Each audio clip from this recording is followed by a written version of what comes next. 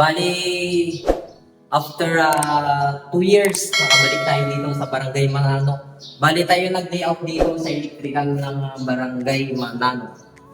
Ito yung switches ng ceiling fan, then yung kanilang return sa may lighting. Then 3-way. Dito sa may hagdan guys. Ito yung kanyang switches, ceiling fan, tatlo. Ito yung niwiringan natin. Ngayon lang tayo pakita. Ngayon lang tayo ulit nakapag-service dito sa Barangay Manano, Manlig, Isabela. Bali, layout natin sa lahat guys. Then yung kanyang panel board. Yung kanyang panel board guys is dito.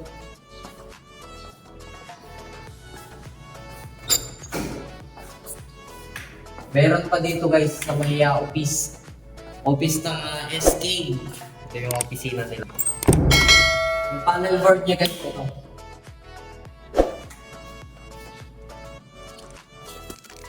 Bali kuan siya guys, naka 60 ampere, 15 ampere, then 15 ampere, 20, 20, 20.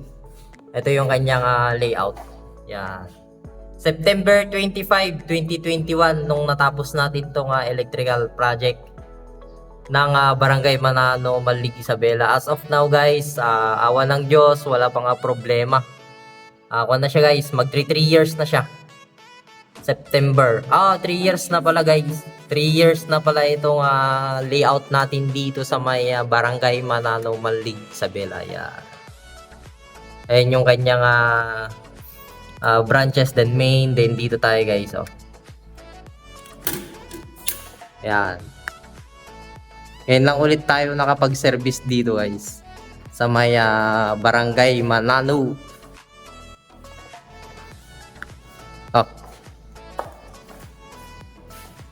So yun lang guys, share ko lang kung project natin.